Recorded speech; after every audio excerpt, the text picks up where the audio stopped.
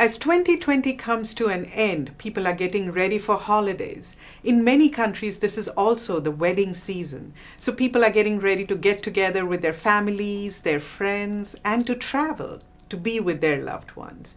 How can we ensure that we stay safe during these holidays? Here to explain the science behind the tools that you have at your disposal to keep yourself safe is Dr. Soumya Swaminathan. Welcome, Soumya. Hello, Vismita. Pleasure to be with you. Soumya, explain to us the tools that each family, each one of us has at our disposal to keep ourselves safe and the science behind these tools.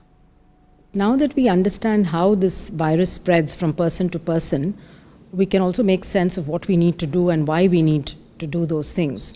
So, how does a virus spread? If someone is infected, and they're coughing or speaking or breathing heavily, there are always small droplets that come out of our mouth of different sizes. And in those droplets, you can have virus particles if you're infected. So knowing that, the science behind it, then we can see, okay, what do we need to do? We need to keep a physical distance from people, at least 1 meter, wherever possible, if possible more. We need to wear a mask so that when these droplets are coming out, when we speak, they're blocked by the mask. They're not escaping out into the air.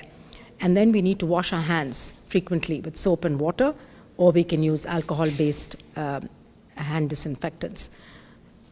We need to avoid closed, unventilated places. If you're indoors with a lot of people, doors and windows need to be kept open. And if possible, do things outdoors wherever possible. So if we follow these measures, then we can try to reduce or limit the amount of transmission of this virus. So during the holiday season particularly, when we tend to do these things, we tend to gather in larger groups, we tend to go shopping, we tend to go into crowded places, we tend to spend time together with friends and extended family, then that increases the risks of this virus spreading, and we need to make sure that we remember these measures that we have to take. Soumya, we also have people in our families who are at risk. Who are these people and how can we keep them safe? So we know that the people at risk of developing complications and becoming really ill from this COVID-19 are those whose immune system is weak. So this is the elderly. As you get older, your immune system becomes less able to fight infections. It's people who have underlying diseases like high blood pressure or diabetes or heart disease or chronic lung disease. It's people who are on treatment for diseases like cancer, which weakens the immune system.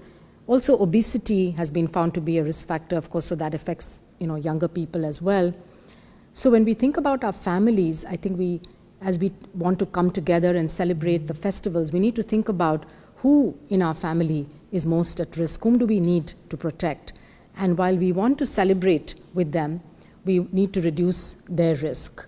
So it's the older people in the family, but it's also people with these underlying diseases. So one way of doing that is to have celebrations, but keep it within the members of a household, that are regularly living together and that are meeting anyway, and try to minimize gatherings where you have many different households and families coming together, because that always increases the risk of infection. In parts of the world where the weather is fine to have outdoor gatherings, that's safer than having indoor gatherings. But we also need to remember the physical distancing, the mask wearing, the hand washing. And if anyone is unwell, has a cough or fever, they should really not be going into these family gatherings. Is it safe to travel? And if one must travel, how can we make that journey safe? Yes, so the first question is to ask yourself, do I definitely need to travel? Is it a must? And if it is, then one has to minimize the risk. We know that no travel is going to be risk-free, but we can do many things to minimize that risk. And that is, again, the same things. Try to keep a distance when you're in the plane or the train or a bus. If you're in a bus or a car where you can open your windows, or even in a train, keep the windows open so you're getting a lot of ventilation. Keep your mask on all the time. Make sure that you carry a disinfectant with you to clean your hands or wash your hands frequently with soap and water. If you're unwell, if you're suffering from fever or cough, don't travel, postpone it. And then finally, if you're arriving at a destination where you have to meet people who are at higher risk of getting the infection, to be really safe, better to quarantine yourself for 14 days before you actually start mixing with the larger family, particularly if they're vulnerable people in that group. Thank you, Soumya. There you have it, WHO's Chief Scientist, Dr. Soumya Swaminathan, explaining how you can have safe holidays this season. So from the entire WHO family, we wish you happy holidays. Until next time then, stay safe, stay healthy, and stick with science.